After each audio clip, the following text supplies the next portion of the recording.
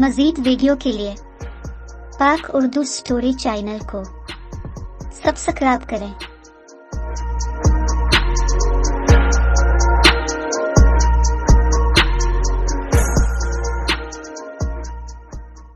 एक जंगल में टोनी चिड़िया अपने शौहर जूनी कबूतर और 2 बच्चों के साथ रहा करती थी।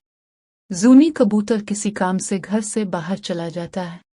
बरसात का मौसम भी शुरू होने वाला होता है।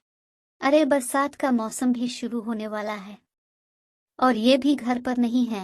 मेरी तबीयत भी कुछ ठीक नहीं है। हमारा घर भी कच्चा है, इसको अब मैं कैसे पक्का करूं? और रात को जलाने के लिए हमारे पास लकड़ियां भी नहीं।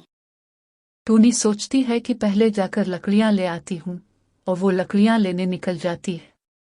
जब वो लकड़ियां लेकर आती है तो उसे तेज बुखार हो जाता है। अरे मुझे तो तेज बुखार हो गया है। अभी तो मैंने अपना घर भी पक्का करना था। मैं अब क्या करूं? कैसे अपना घर पक्का करूं? बरसात भी शुरू होने वाली है और मुझे तो बहुत कमजोरी भी महसूस हो रही है। उधर दूसरे परिंदे भी अपना घर पक्का करने का सोच रहे होते हैं। काली कवि, बरसात शुरू होने वाली है, हमें अपना घर पक्का कर लेना चाहिए। पिछले साल भी हमारा घर टूट गया था। वो तो भला हो टोनी बहन का, जिसने हमें अपने घर में सहारा दिया। कोई एहसान नहीं किया उसने हम पे। हर टाइम टोनी बहन करते रहते हो। अरे इसने हम पे एहसान किया है, कम अज कम इसका एहसान तो याद रखना चाहिए हमें। बस चुप हो जाएं आप, बड़े आए एहसान जतलाने वाले। और इस तरह काली कवि काले कौवे को चुप करा देती है। उधर तूती और तोता भी यही बातें कर रहे होते हैं। तूती, हम बहुत होशियार हैं। बरसात से पहले हमने अपना घर पक्का कर लिया। हाँ जी, वो तो हम हैं ही। बाकी परिंदे अभी अपना घर पक्का कर रहे हैं।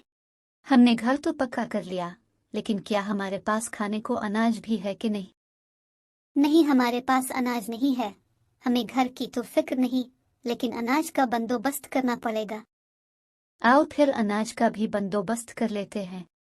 फिर वो दोनों अनाज इकट्ठा करने के लिए निकल जाते हैं। इसी दिन बारिश भी शुरू हो जाती है। अरे बारिश शुरू हो गई और मेरा घर भी कच्चा है। घर टूट गया तो मैं क्या करूंगी? अल्लाह पाक कुछ देर के लिए बारिश रोक दो। लेकिन बारिश रुकने की बजाय और तेज होती चली जाती है। कुछ देर बाद टोनी के घर का कुछ हिस्सा टूट जाता है और बारिश घर के अंदर आना शुरू हो जाती है। अरे मेरा घर भी टूट रहा है और बारिश भी घर के अंदर आ रही है। मैं अब क्या करूं? जूनी जी, काश अब यहाँ होते। उधर काली कवि अपने घर पर गर्म गर्म पकौड़े बना रही होती है। बरसात का मजा तो गर्म गर्म पकौड़ों के साथ ही आता है। गर्म पकौड़े हूँ और साथ चटनी, फिर आता है बरसात का सही मजा। मुझे पता है आपको पकौड़े कितने पसंद हैं, इसलिए आपके लिए पकौड़े बना रही हूँ। तोता और तूती भी बरसात का मजा ले रहे होते हैं और टोनी की खबर कोई भी नहीं लेता।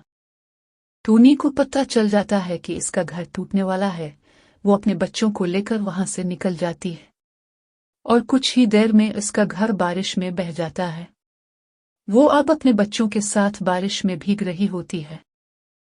कालू कौवा अपने घर से ये सब कुछ देख रहा होता है।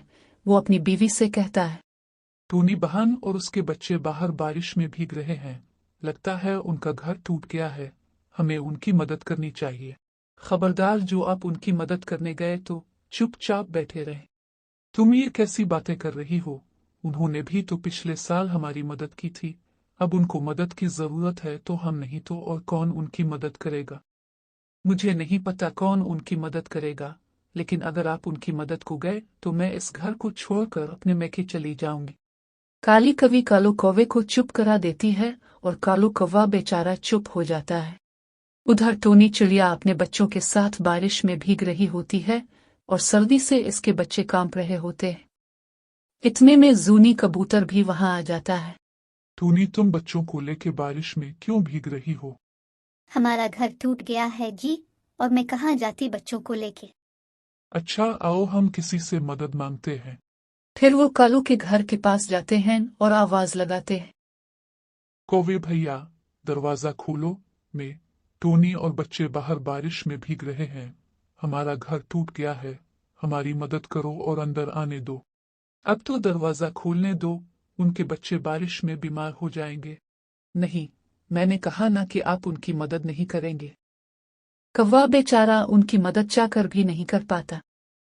काफी देर इंतजार के बाद जब कौवा दरवाजा नहीं खोलता तो वो तोते के पास जाते हैं मदद मांगने, लेकिन वो भी दरवाजा नहीं खोलता। कालू कौवा अपने घर से ये सब कुछ देख रहा होता है। वो अपनी बीवी से कहता है, बस बहुत हो गया, मैं अब इनको मजीद भीगता नहीं देख सकता।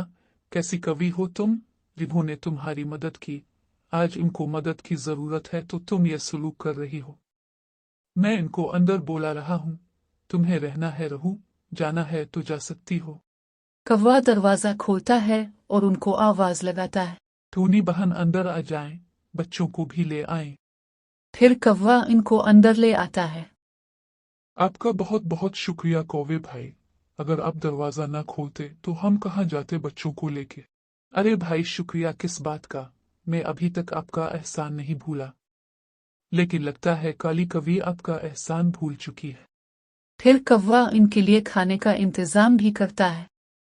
कवि अब भी गुस्से में होती है और वहां से उड़ जाती है। वो उड़कर तोता और तूती के पास आ जाती है और उनको सारा माजरा कह सुनाती है। फिर वो सब उनकी बुराइयां करना शुरू कर देते हैं। अचानक बारिश तेज हो जाती है और तोते का घर भी टूट जाता है।